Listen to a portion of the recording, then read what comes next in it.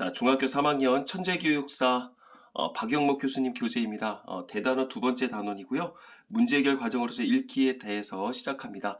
일단 그 원활한 수업, 현장 수업이 안 될 거라는 판단하에 동영상을 촬영을 해두니까 중간에 간헐적으로 기침이 나더라도 조금 이해를 바랄게요.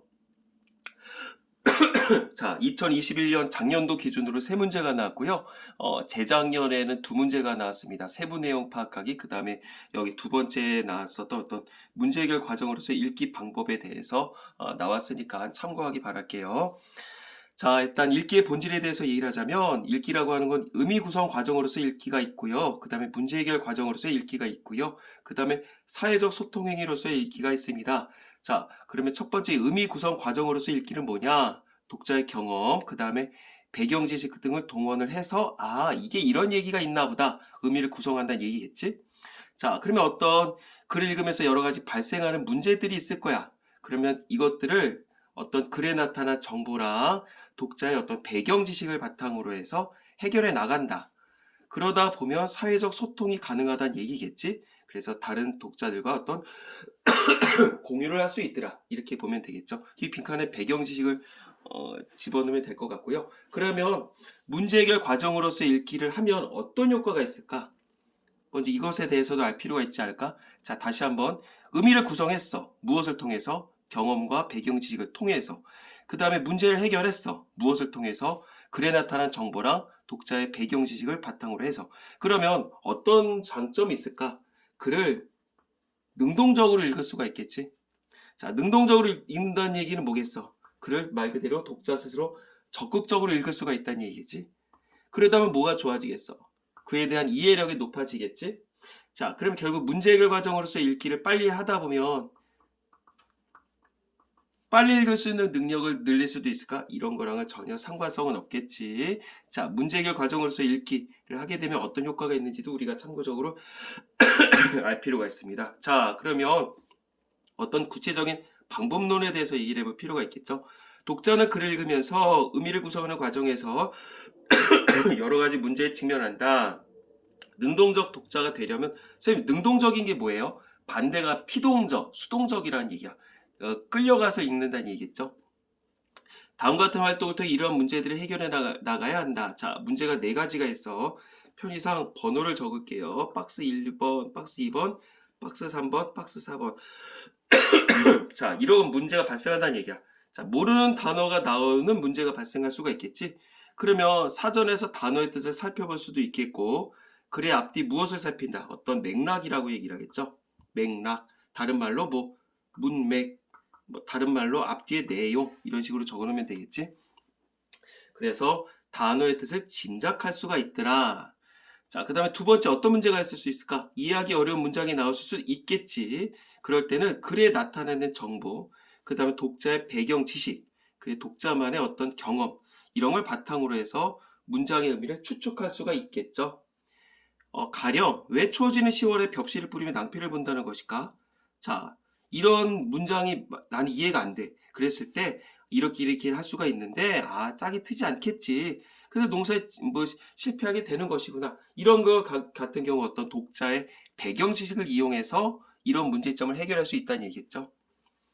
자, 그 다음에 세 번째, 글의 중심 내용이 직접 드러나지 않는다는 문제가 발생할 수도 있겠지. 그럴 때는 문단 혹은 소제목별로 중심 내용을 파악한 다음에 글쓴이가 말하고자 하는 말을 미루어 짐작한다. 이걸 우리가 뭐라 그런다? 추론한다. 보면 되겠죠. 자, 옛사람들은 왜 시계에 관심이 없었을까? 이런 단락이 있나 봐. 여기에 중심 내용은 무엇일까? 자, 직접 드러나 있지 않은 거야. 그럴 경우 이 단락을 전체적으로 끝까지 읽어봤더니만 어떤지 알겠어. 이렇게 해서 이렇게 할 수가 있다는 얘기야.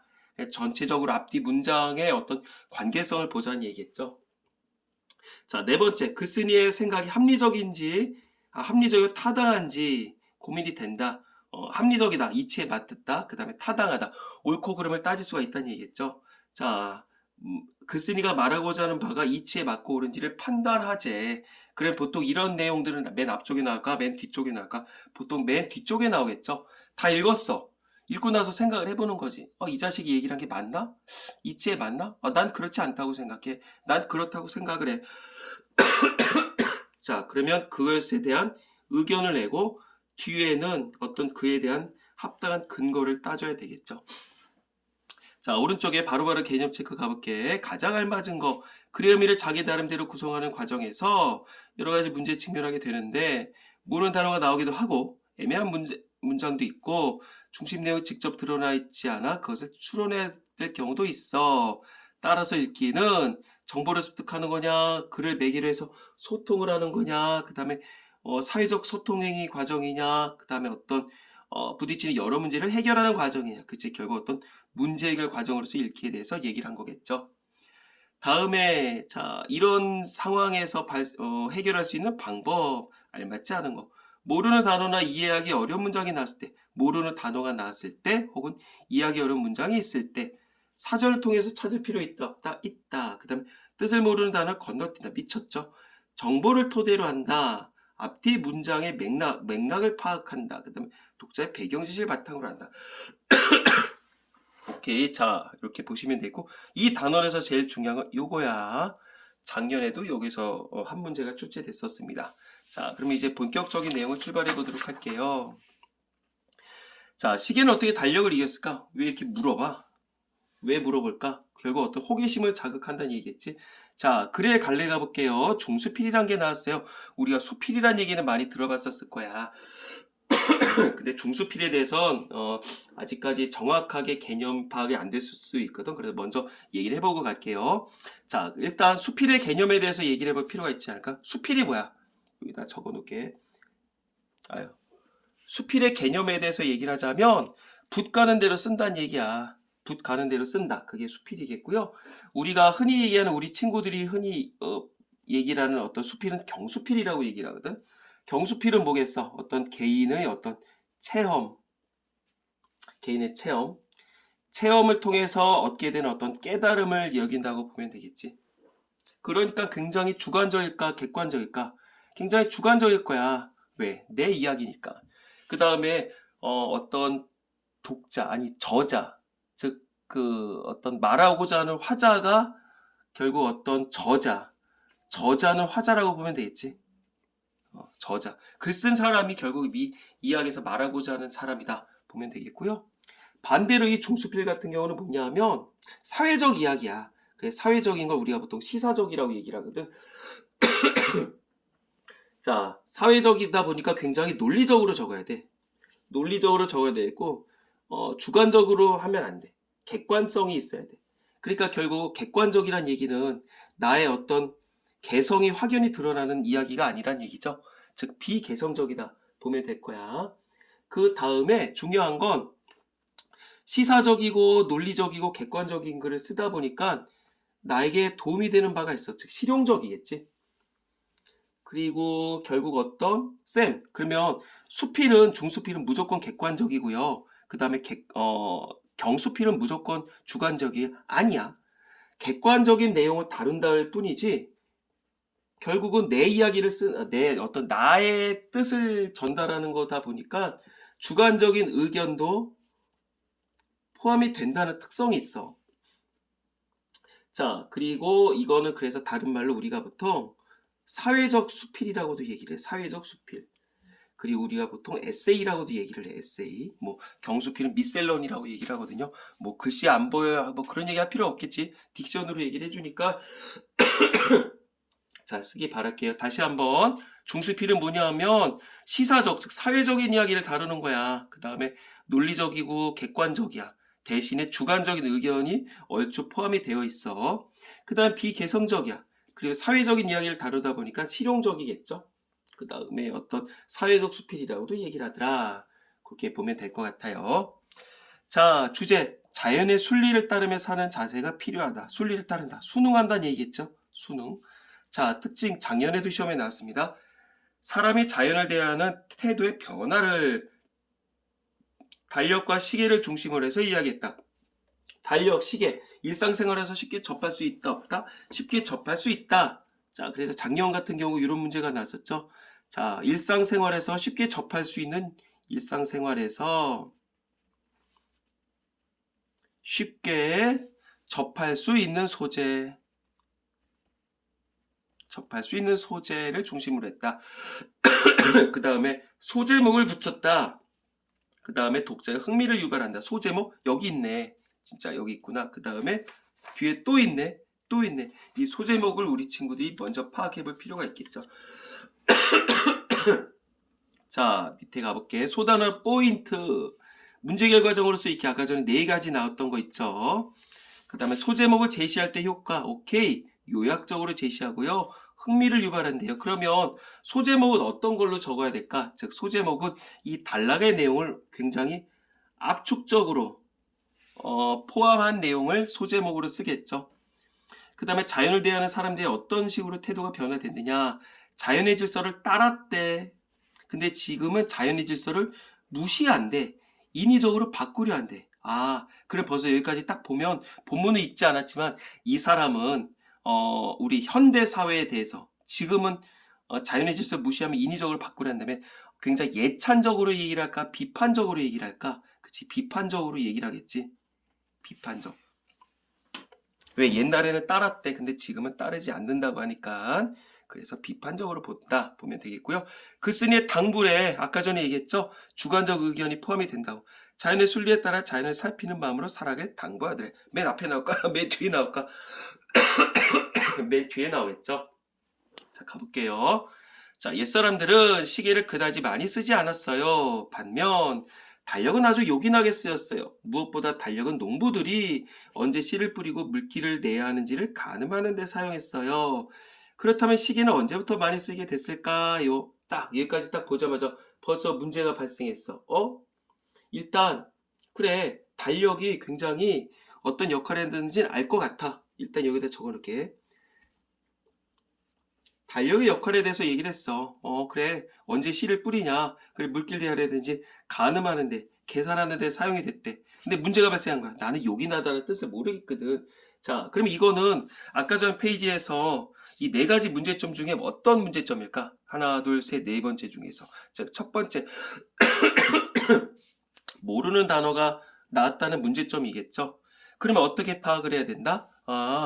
내용을 미루어서 본다. 즉 결국 어떤 글의 정보를 파악한다. 이렇게 보면 되겠지. 글에 나타난 정보를 활용한다. 이런 식으로 보면 될 것 같아. 자, 다음에 가볼까? 옛사람들은 왜 시계에 관심이 없었을까? 자, 소제목을 통해서 어떤 효과가 있다? 흥미를 유발한다 그랬었죠.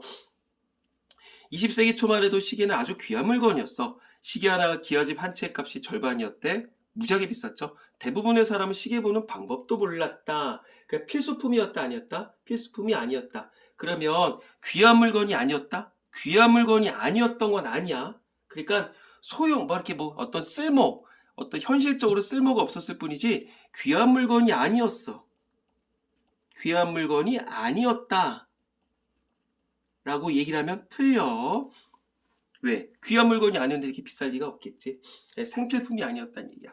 자, 사실 시계는 조선시대에 이미 이 땅에 들어왔다. 오케이. 역사가 길구나.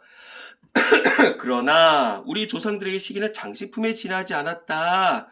즉 필수품, 말 그대로 필요가 있었다 없었다. 필요성 자체가 없었다. 대부분의 사람이 시계에 별 관심이 없었다. 왜냐하고 별 필요가 없었기 때문이다. 자, 그리고 여기에 설명 방법 인과가 나왔죠. 대부분이 동창이 밝아올 때 깨어나서 농사일을 시작하고 해 떨어지면 일 그치는 식으로 살았다.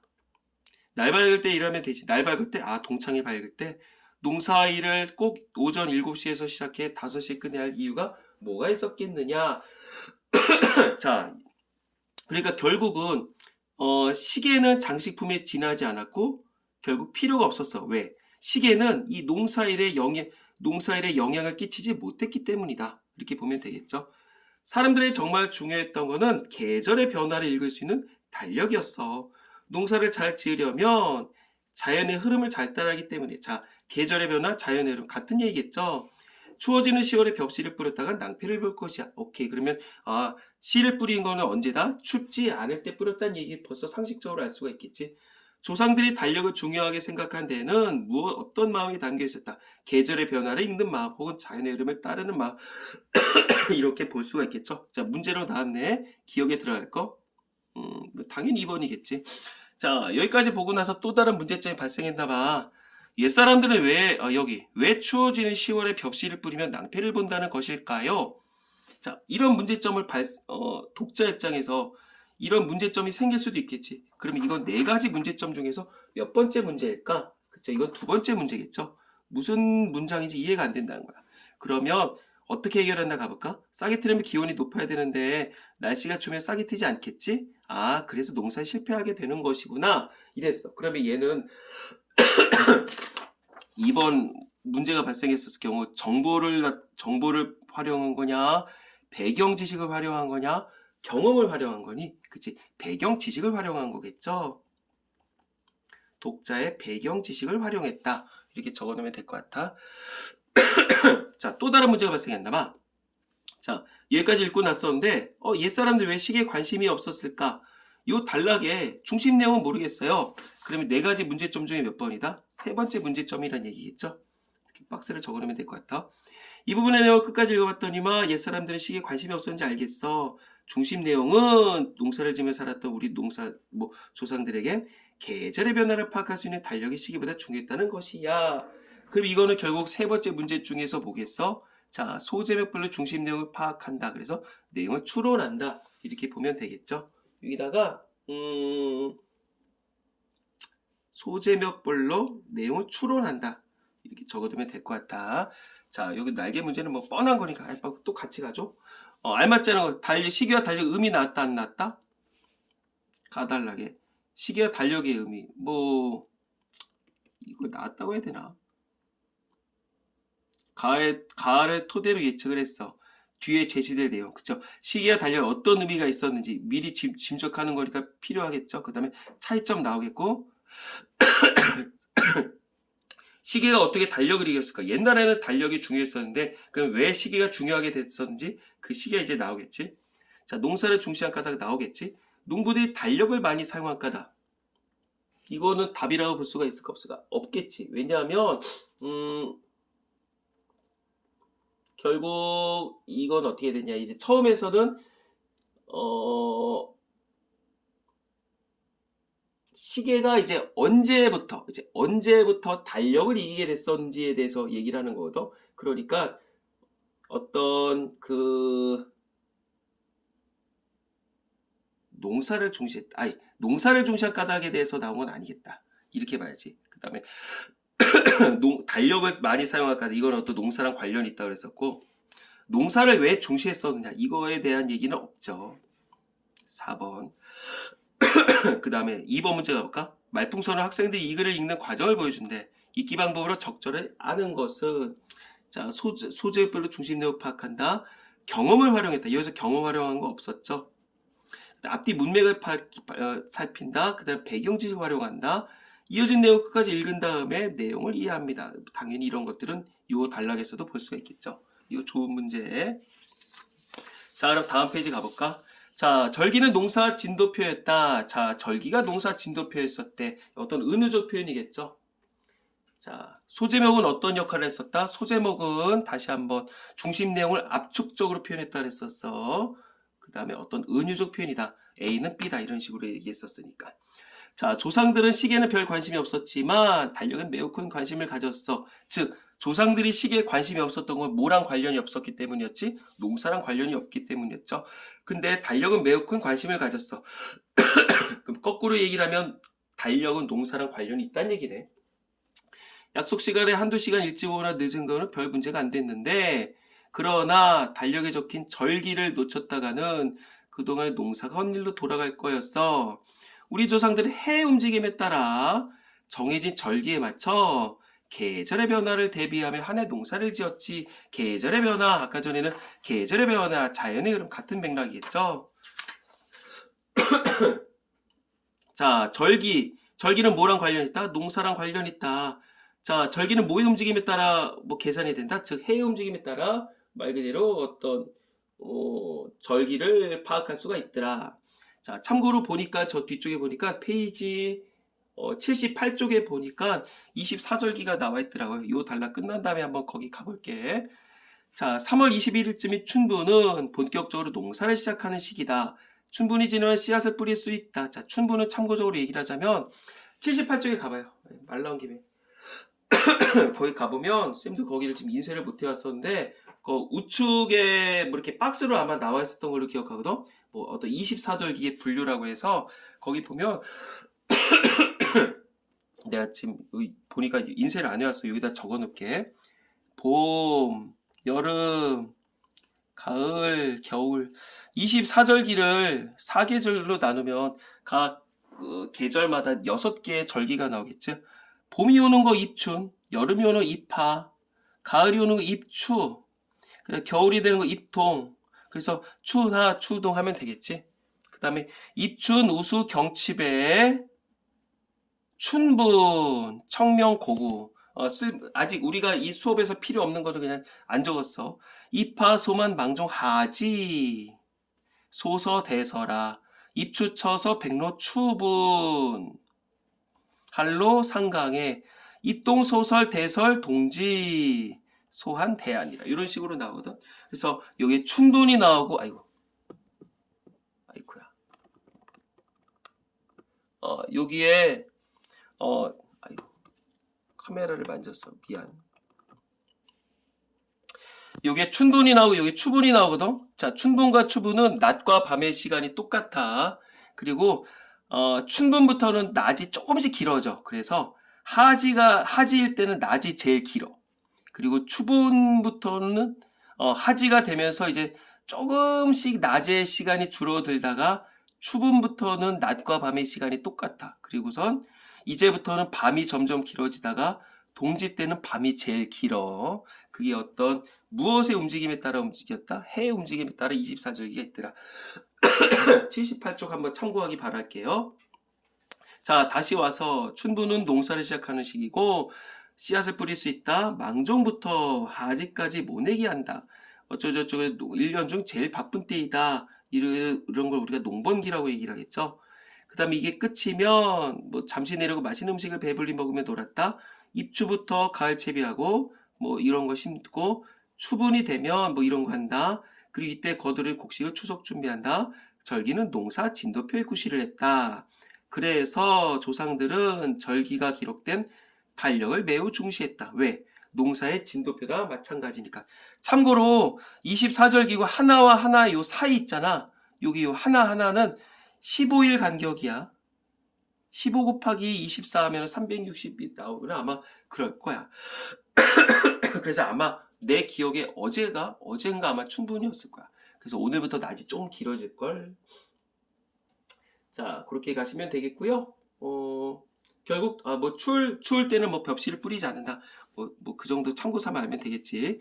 자, 달력에 적힌 무엇에 맞춰서 농사를 지었다. 어떤 절기겠죠.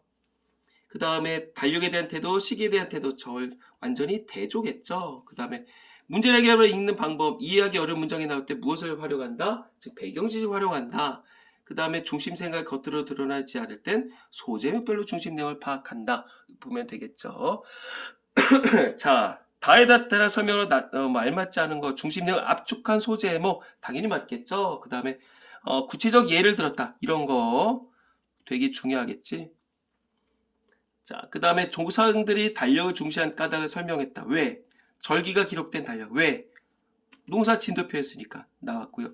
절기에 따라 농사를 지었다. 당연하겠지. 시간을 정확하게 지키는 삶이 뭔 소리야. 자, 그러면 여기까지 봤었을 때 이 작가는 이 글에 여기서 뭐 춘분이 뭔지 망종이 뭔지 이런 것들은 어떤 농사에 대한, 자, 여기다 적어볼까? 어떤 농사에 대한 어떤 정보 전달을 목적으로 했다고 볼 수 있다 없다? 자, 농사에 대한 정보 전달을 목적으로 했다. 이렇게 볼 수는 없겠죠. 그냥 단순히 농사 진도표였어. 뭐가 달력이. 그것에는 어떤 구체적 예를 주었을 뿐이지 농사에 대한 정보 전달을 목적으로 한 건 아니야. 자, 다음에 가볼게. A 단락이 있다야. 절기의 특징. 공업의 발전을 앞당겨서 뭔 소리야. 그 다음에 정확한 시간 개소리. 삶을 풍요롭게 만든 개소리. 농사를 짓는 시기와 밀접한 관련이 있다. 오케이. 4번. 다음에 가볼게. 철없는 과일들, 달력을 이기는 시계의 힘. 자, 아까 전에 우리가 처음에 얘기했지만 비판적으로 얘기를 할 거야. 자, 그러나 시계는 점차 달력을 이기기 시작했다. 즉 무슨 말이겠어? 시계의 중요성이 점차 커졌다는 얘기겠죠. 공업이 발달하면서 시기가 중요해졌어. 농사는 욕심대로 되지 않아. 왜? 무엇을 따라야 되니까? 결국 자연에 따라야 되니까. 아무리 기후가 좋고 열심히 땅을 가꾸었다 해도 수확하는 작물의 양은 어느 정도를 넘을 수 없어. 왜? 자연에 순응해야 되니까. 곡식과 열매는 1년에 한 번만 거둘 수 있기 때문이야. 하지만 공업은 달라. 공장 돌리는데 계절은 큰 문제가 되지 않았어. 여름이건 겨울이건 공장은 언제나 돌아가. 즉 계절의 영향을 받아 안 받아? 계절의 영향을 받지 않아. 자, 시간은 정말 돈이 되었어. 1시간 더 돌리고 덜 돌리는 때에 따라 생산량이 엄청나게 차이가 났었지. 아, 농사를 하는 데는 달력이 필요했고 계절의 영향을 따랐어. 근데 공업을 할 때는 어떤 계절을 따를 필요도 없어. 그러니까 시간과의 싸움이야. 시간이 늘어날수록 생산량은 늘어나게 되는 거야. 오케이, 그러면 시간과 이렇게 표현해보면 시간과 생산량은 이게 무슨 말이냐면 비례관계란 얘기야. 시간이 늘어나면 생산량도 늘어나는 얘기겠죠. 사람들은 점점 더 시간에 민감해졌어. 무슨 말이야? 더 큰 생산량을 얻기 위해. 도시 곳곳에서 시계가 높다랗게 걸린 탑이 등장했지. 이게 처음이 어디였어? 말 그대로 높은 시계탑이 만들어진 게 결국은 영국의 런던이겠죠. 왜? 산업혁명이 거기부터 시작이 됐었으니까.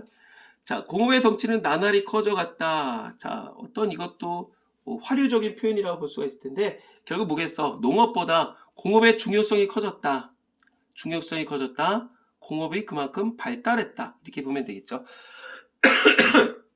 자, 공장 돌린 데는 많은 자원이 필요했어요. 여기서도 계절보다 시간이 훨씬 중요했지. 왜?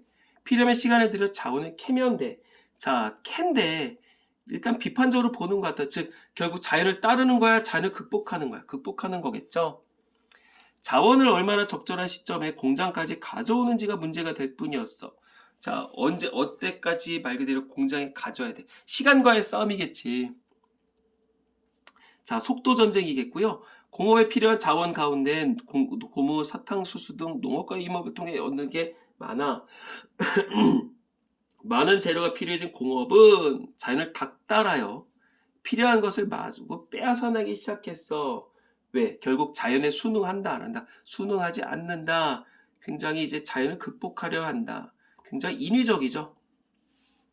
농사에서도 자연의 질서, 자, 자연의 질서 비슷한 얘기 있었어. 아까 전에 맨 앞단락에서 뭐 있었지? 계절의 변화, 자연의 흐름 그런 거 있었죠. 자, 자연의 질서를 벗어나는 경우가 많아졌어. 지금은 과일에 제철이 없어. 뭐야? 제철 과일이라는 얘기는 자연을 순응한다는 얘기인데 제철 과일이 없어. 항상 만들 수 있다는 얘기겠죠. 비닐하우스에서 길러지기 때문에 석유를 떼고 전기를 써서 공장 돌리듯 농산물도 석유와 전기로 난방을 해서 만들어낸다. 즉 자연적이다, 인위적이다. 즉 인위적이다. 이렇게 보면 되겠죠. 자연의 질서와 관계없이 농사를 지을 수 있으니까 달력은 크게 중요하지 않아. 자, 그러면 이렇게 제철 과일을 먹을 수 있게 된 건, 자, 이렇게 볼 수 있지 않을까? 자, 기술력이 향상됐기 때문이야. 맞다, 틀리다. 아니다. 기술력이 향상돼서 이런 걸 먹는다. 그러면 예찬적으로 얘기를 하겠지. 이건 우리가 기술력이 향상돼서 제철 과일을 안 먹는 게 아니라 그냥 자연을 만들어낸다. 이런 의미로 봐야 돼. 비판적 시선으로. 자, 밑에 가볼까? 발달했다는 사회 변화. 저기 시기로 돈을 벌 수 있다. 달력보다 시기가 중요했다. 쭉. 농업 위주의 사회, 공업이 발달한 사회를 뭐 했다? 대조했더라. 자, 무엇과 상관없이 원하는 농산물을 한다? 결국 계절과 상관없이 하게 되더라. 보면 되겠죠. 다음에 자, 여기까지는 보고 나서 자, 시간이 돈? 시간이 돈? 뭐야? 왜 이렇게 질문을 던져? 자, 먹고 살기 위해 자연의 변화를 끊임없이 살펴봐야 했어. 그래서 자연의 변화를 잘 읽는 사람이 좋은 대접을 받았지. 왜? 자연의 변화를 따른다는 얘기는 순응하는 거니까 그걸 잘 읽어야 되겠지. 자, 농사 경험이 많은 노인들이 그러했어. 어땠다? 좋은 대접을 받았다. 오랜 경험으로 자연이 어떻게 바뀌면 어떻게 해야 할지를 알고 있었기 때문이야. 가래 큰 비 내리며 다음에 벌레가 많아지는 법이란다. 자, 몸소 체득을 한 거겠죠. 시골 노인들은 이런 식의 충고를 입에 달고 살았지. 자연을 읽는 거야, 몸으로. 제 아무리 욕심을 부려도 인간이 계절을 바꿀 수는 없어. 즉, 자연에 따라야 된다는 얘기겠죠. 옛사람들은 이 사실을 알기에 욕심을 줄이고 자연에 맞춰 살고자 했었어. 그러나 현대사회에서는 이치에 따라 무리 없이 풀어나가려 하지 않아. 여의치 않으면 자연환경을 바꿔버리라는 사람이 많아졌어. 바꾼다, 극복한다, 순응한다. 극복하고 인위적으로 하더라. 얘기했죠. 땅이 없으면 산을 깎고 바다를 메우려고 해. 그래서 지구는 어떻게 바뀌어버렸을까? 뒤에 좋은 얘기 나올까 나쁜 얘기 나올까? 당연히 나쁜 얘기 나오겠죠. 다음에 가볼게. 나부터 말을 읽은 독자의 반응 적절하지 않은 것은 공업 발달에 달라진 사회 모습을 알 수 있었지. 근데 글쓰는 현대인들의 삶의 태도를 비판적으로 보고 있어. 용어 자체가 비판적이었죠. 조상들과 현대인들의 대안의 태도를 대조할 수 있었어. 그 다음에 자연의 변화를 끊임없이 살피며 농사지는 경험을 쌓아왔지. 자연의 질서에서보다 풍요로운 현대사에 긍정을 미쳤죠. 현대인들의 삶의 태도와 관련이 없는 거 A, B, C, D. A. 극복. B. 극복. C. 극복. D. 인위적 극복. E. 수능. 5번. 마에서 글쓴이가 인식한 문제의 상황의 원인 가장 파악한 거. 인간의 계절을 바꿀 수 있다 없다? 없다. 마에서 할 수 있는 거. 글씨를 인식한 문제 상황의 원인. 헷갈릴 수가 있겠다. 문제 상황 원인이래. 인간이 계절을 바꿀 수 없기 때문에, 자연재해에 다 제초하지 못했기 때문에, 공업사에서 농사를 중시했기 때문에, 뭔 소리야. 그다음에 인위적으로 자연의 환경을 바꿔버렸기 때문에, 자연현상이 일어나는 원인을 파악하지 못했기 때문에라면 4번이겠네.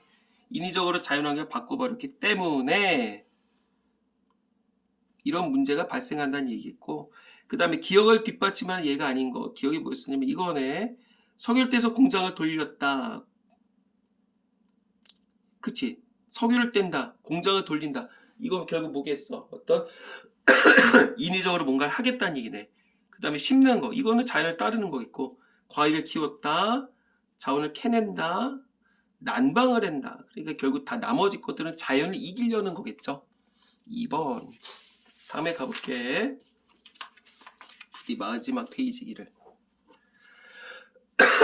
자, 자연의 리듬을 잊은 인간에게 자연의 리듬, 이런 식의 단어 몇 가지 있었죠. 아까 전에 여기 있었던 자연의 변화, 자연의 흐름, 그 다음에 계절의 변화라는 용어도 있었고요. 자연의 변화. 이거 아예 적어놓을게. 이거는 뭐랑 같았었냐면 아까 전에 나비단락에 있었던 계절의 변화. 그 다음에 계절의 변화는 그 다음 줄에 있는 어떤 자연의 흐름. 이게 지금 나비단락에 나왔던 거야. 그 다음에 계절의 변화. 다람쥐 단락에도 있었고요. 그 다음에 라디오 단락에 질서. 자연의 질서. 이거 다 같은 맥락이겠죠. 리듬을 잊은 인간에 대한 자연의 복수는 무섭다. 자, 어떤 식의 또 사례가 나오겠죠. 쇠고기 생산량을 증가시키려고 인위적으로 늘린 솥대는 사막의 면적을 크게 늘려놓았다. 오케이, 사막화. 철없는 과일을 만들기 위해 석유나 석탄을 더 빨리 사라지고 있다. 자, 결국 어떤 자원 고갈. 우리가 가채연수라고 들어봤어. 가채연수. 지금처럼 뭔가 이렇게 똑같은 패턴으로 뭔가 자원을 막 썼을 때 몇 년 정도를 더 쓸 수 있느냐. 그게 가령 한 석유 같은 경우 한 28년 정도밖에 안 남았대죠. 사탕수수나 커피나무를 기르려 밀림을 없애버린다. 지구는 점점 더워진다. 이건 결국에서 지구온난화. 지구가 더워지면서 홍수나 가뭄도 잦아졌다. 즉 어떤 자연재해. 이 모두는 자연의 질서에 따라 살면 겪지 않을 위협들이다. 자, 어떤 자연이 어떤 식으로 복수를 하는지에 대해서 어떤 열거를 했어. 열거를 했고요. 의인적인 표현이겠지. 자연에 복수하더라. 의인법. 자, 밑에 가볼게. 조상들의 삶, 자연의 변화를 살펴 무엇을 따랐다? 결국 어떤 자연의 리듬, 그 다음에 자연의 질서, 이거를 따랐다. 현대인들의 삶은 쭈쭈쭈쭈쭈 바꿨다. 그래 대조했고요. 사막과 지구온난화, 홍수와 가뭄 등의 자연재해 빈번하게 발생, 이렇게 보면 되겠죠. 자, 바위달락갑게 우리의 임금들은 심하게 가물거나 홍수가 들면 자신이 덕이 없음을 반성했다. 비가 오지 않으면 기우제를 지니며 하늘에 빌었고 나라를 다스릴 때 자연의 신경을 썼다는 의미다. 즉 말 그대로 극복하려고 했다. 순응했다. 하늘을 살피는 마음은 자연을 살피는 마음이야. 자연의 계절, 철을 하는 인간은 무리를 하지 않아. 자, 철을 하는 인간, 쌤, 저 이거 무슨 말인지 모르겠어요. 갑자기 이런 의문을 들 수도 있겠지? 그러면 여기 맨 앞에서 요거랑 몇 번째 문제점일까? 이 두 번째 문제라고 볼 수 있겠죠? 철을 하는 인간이 무엇인지 모르겠어요. 그러면 뒤에까지 읽고 나서 이게 이런 얘기군요. 글의 내용을 활용, 이렇게도 해석할 수가 있겠지. 그래서 세상을 온전하게 해요. 철을 하는 인간은 무리를 하지 않으니까. 그리고 온전하게 하고요. 하지만 철을 모르는 인간, 이건 결국 언제겠어? 현대인이라고 보면 되겠죠. 욕심껏 제멋대로 살며 세상 어지럽게 해요. 지금 인류에게 필요한 건 자연을 살피는 마음이에요. 자, 자연을 살핀다는 거는 산을 살피는 거랑 마찬가지라 했죠. 시간은 돈이라 째깍거리는 시계는 우리 마음을 조급하게 해요. 왜? 시간은 돈, 이거 좀 중요한 문제일 것 같은데. 째깍거리는 시계는 우리 마음을 조급하게 해요. 이거는 결국 어떤 자연의 질서를 안 따르는 삶이겠네. 질서를 순응하지 않는 삶. 그러나 우리는 멈춰서서요. 조그만 마음을 가라앉히고 자연의 리듬을 담고 있는 달력의 의미를 곱씹어 볼 필요가 있어요. 얘기를 했단 말이야. 그러면 여기서 얘기하는 달력이라고 하는 게 어떤 사전적 의미의 어떤 달력이라고 볼 수 있다 없다? 사전적 의미의 달력은 아니겠지. 여기서의 달력이라 하면 결국 뭐겠어? 어떤 자연을 살필 줄 아는 어떤 여유로움, 여유 있는 삶을 얘기를 한다거나 아니면 뭐 자연의 질서에 따르는 삶, 이런 정도로 적어 놓을 수가 있겠죠. 자, 밑에 가볼게. 시계의 의미와 달력의 의미, 시계의 의미, 절기를 확인한다, 계절의 흐름을 파악한다, 여유 있는 삶, 그 다음에 자연의 질서에 뭐 한다, 그치? 따르는 삶, 순응하는 삶. 시계는요, 시간 확인할 수 있고 인위적 방법으로 거슬러 한다. 자연의 질서를 이거 어떻게 하는 거다. 이거를 결국 무시하고 파괴하는 것이다. 보면 되겠죠. 어려운 내용은 아니야. 자, 밑에 오른쪽에 가볼게요. 마에서 보기의 삶의 방식으로 인한 결과. 땅이 없으면 산을 깎는다. 이거 결국 뭐겠어? 자연을 이기려고 하는 거겠네. 이거 뭐 버거벨트라고 아마 들어봤을는지 모르겠다. 그 다음에 인위적으로 재배한다. 기르려고 밀림을 없앤다. 실질적으로 브라질에서 이런 일이 있었었지. 사탕수수를 없애버려서 에탄올로 자동차를 만들 수 있다. 그래도 다 망했죠. 이건 어떤 결국 답은 뭐라고 보면 될까? 자연재해가 무지하게 늘어난다 쓰면 되겠고요. 바에서 글쓴이와 당부가 제시된 문장, 뭐 하면 되냐? 이거겠네. 이거 맨 마지막. 결국 아까 제가 분명히 얘기했지만 중수필은 사회적인 이야기를 다루긴 하지만 주관적 의견을 표출하기도 하더라. 보면 되겠고요. 기억의 의미를 파악하면서 활용한 요소, 기억. 철을 하는 인간은 욕심을 무리를 하지 않아요. 쌤, 이게 무슨 말이에요? 다 읽고 나니까 느낌이 파악이 되죠. 그러니까 앞뒤 문맥을 살핀다. 그 다음 니은과 관련이 있는 삶의 태도, 욕심껏 제멋대로 산다, 세상 어지럽게 만든다, 자연의 변화를 외면한다, 리듬을 중시한다, 마음에 여유 없다. 결국 자연의 리듬을 따르는 거겠네. 이렇게 보면 되지 않을까 싶어요. 자, 다음에 지금 몇 분이냐? 1분만 더 떠들고선 끝낼게. 여기 49쪽 우리 친구들이 정리를 해보시고요. 그 다음에 있었던 거 요거 50쪽 놓치지 마세요. 쭉 시계를 중요하게 생각을 안 했고요. 달력 중시했고요. 입주는 농사를 시작하는 게 아니었죠. 그 다음에 공장 1시간 더 돌리고 저쩌고 해서 공의 시기가 중시됐어요. 리듬을 잊고 살면서 어쩌죠 자연재해가 잦아졌어요. 틀렸네. 잦아졌어요. 동그라미 하면 되겠죠.